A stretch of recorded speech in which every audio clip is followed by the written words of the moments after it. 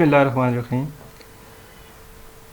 Determination of pKa value for a weak acid कि किस तरीके से हम किसी भी एसिड के लिए pKa की वैल्यू फाइंड करेंगे। इसके मुख्तलिफ़ तरीके हैं। एक बड़ा सिंपल सा मेथड, जैसे हमने ये पढ़ा हुआ है कि pH is equal to pK, ये बफर सॉल्यूशन के लिए है कि बफर सॉल्यूशन में अगर एक वीक एसिड है और उसका साल्ट है तो यहाँ पे ये वीक एसिड की pKa की वैल्यू होगी। यहाँ पे हमने साल्ट की कंसंट्रेशन, यहाँ पे एसिड की कंसंट्रेशन लिखनी है। तो हम एक ऐसा बफर सॉल्यूशन बनाएंगे जिसमें जो वीक एसिड है उसकी हमें pK वैल्यू नहीं पता, लेकिन उसकी कंसंट्रेशन और उसका जो साल्ट है उसकी कंसंट्रेशन बिल्कुल बराबर होगी।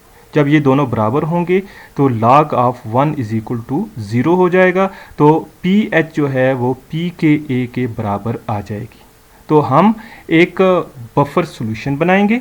बफर सॉल्यूशन में जो एसिड होगा और उसका जो साल्ट होगा उनकी कंसंट्रेशन एग्जैक्टली इक्वल रखेंगे और फिर उस बफर सॉल्यूशन की pH फाइंड करेंगे। उस एसिडिक बफर सॉल्यूशन की जो pH होगी वही उस वीक एसिड की pKa की वैल्यू होगी। दूसरा जो मेथड है ये ज़्यादा एक्यूरेट मेथड है। ये EMF मेजरमेंट से हम pKa वैल्यू फाइंड करेंगे। इसको एक्सप्लेन करने के लिए यहाँ पे हम एक सेल लेते हैं जिसमें एक इलेक्ट्रोड हाइड्रोजन का है, दूसरा सिल्वर क्लोराइड का इलेक्ट्रोड है। ये हमारे पास हाइड्रोजन का, दूसरा सिल्वर क्लोराइड का इलेक्ट्रोड है। और इसको हम सेल को ऐसे रिप्रेजेंट कर रहे हैं कि ये हाइड्रोजन 1 एटमॉस्फेरिक प्रेशर है, यहाँ पे एसिड है, लेकिन ये हाइड्रोजन का स्टैंडर्ड हाइड्रो इलेक्ट्रोड नहीं है, हाइड्रोजन इलेक्ट्रोड। ये जो एसिड है ये कोई भी वीक एसिड आप लेंगे जिसकी हमने pKa वैल्यू फाइंड करनी है। ये उसका साल्ट होगा। दूसरी तरफ हमारे पास सिल्वर क्लोराइड का सेल है, सिल्वर मेटल, इसका इलेक्ट्रोड सिल्वर क्लोराइड और सोडियम क्लोराइड, ये सेल को बना रहे। अब इस सेल का जो रिएक्शन है वो कुछ इस तरह से है कि हाइड्रोजन गैस सिल्वर क्लोराइड के साथ रिएक्शन करके सिल्वर और HCl बनाएगी। सिल्वर इसमें रिड्यूस होगा और हाइड्रोजन गैस ऑक्सीडाइज होगी। इसके लिए हम नर्स्ड इक्वेशन ऐसे लिख सकते हैं। यहाँ पे प्रोडक्ट डिवाइड बाय रिएक्टेंट होते हैं और आप ये देख सकते हैं कि यहाँ पे प्रोडक्ट में सिल्वर जो है ये सॉलिड फॉर्म में है, सिल्वर क्लोराइड सॉलिड फॉर्म में है, हाइड्रोजन का जो प्रेशर है 1 एटमॉस्फेयर है, लिहाजा इसको भी 1 ले लिए। तो हमारे पास सिर्फ हाइड्रोजन आयन और क्लोराइड आयन आएंगे इस इक्वेशन के अंदर। तो चूंकि एग्जैक्ट जो कंसंट्रेशन होती है उसको हम एक्टिविटी कहते हैं, लिहाजा हमने एक्टिविटी की टर्म यहाँ पे इस्तेमाल की है। हमें ये भी पता है कि एक्टिविटी किसी भी सब्सटेंस की इक्वल होती है कंसंट्रेशन इनटू एक्टिविटी कोएफिशिएंट। यहाँ पे कंसंट्रेशन हम मोलैलिटी की शक्ल में ले रहे हैं, तो मोलैलिटी इनटू एक्टिविटी कोएफिशिएंट। तो इस एक्टिविटी की वैल्यूज़ जो मोलैलिटी और एक्टिविटी कोएफिशिएंट है वो यहाँ पे इस इक्वेशन में हम पुट करेंगे, तो ये इक्वेशन इस फॉर्म में आ जाएगी। तो फिर उसको हम सेपरेट कर सकते हैं। पीछे चूँकि नेगेटिव है तो इसके साथ भी नेगेटिव साइन आ जाएगा।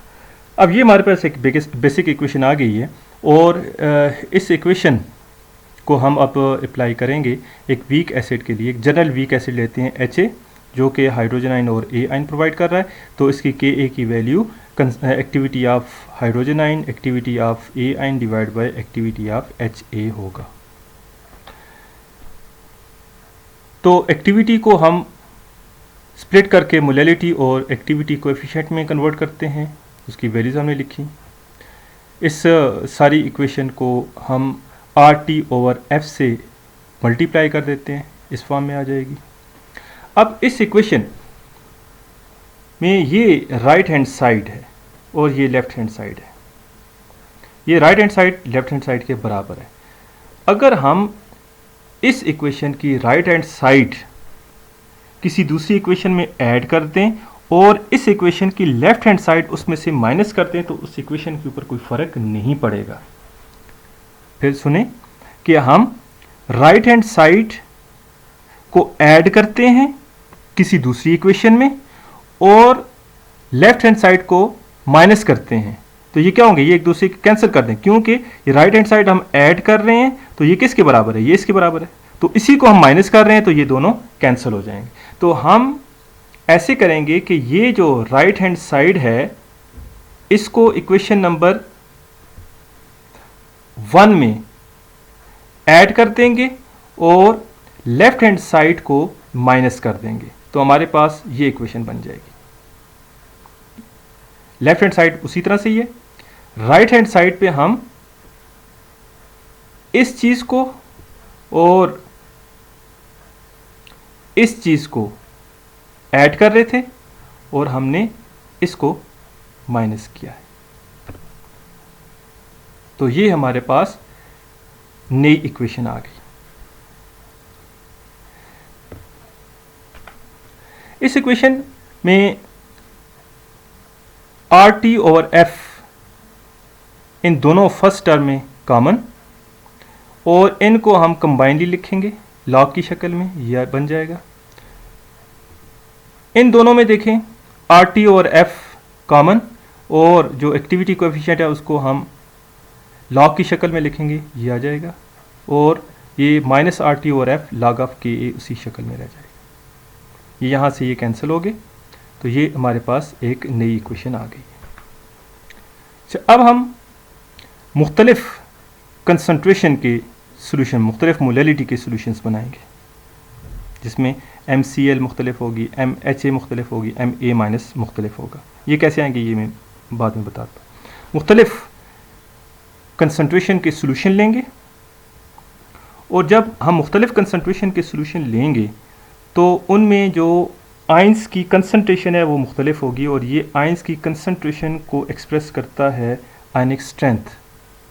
तो हम ये जो जब मुख्तलिफ कंसंट्रेशन के सोल्यूशन लेंगे ये सारी की सारी जो टर्म है ये चेंज हो जाएगी और इस कंसंट्रेशन के चेंज होने से जो आयनिक स्ट्रेंथ है वो भी चेंज होगी।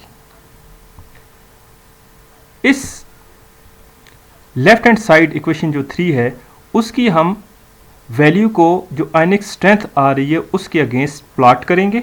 हमारे पास एक स्ट्रेट लाइन आएगी, उसको एक्स्ट्रापोलेट करेंगे, तो एक्स्ट्रापोलेट करने से हमारे पास वो वैल्यू लेफ्ट हैंड साइड की आएगी जो कि 0 आयनिक स्ट्रेंथ पे आएगी, यानी जो सोल्यूशन जो है वो इनफाइनाइट डाइल्यूट हो जाएगा। इसको ज़रा देखें, जब सोल्यूशन इनफाइनाइट डाइल्यूट हो जाए तो हमें पता है कि एक्टिविटी कोएफिशिएंट क्या हो जाता है, इक्वल टू 1 हो जाता है।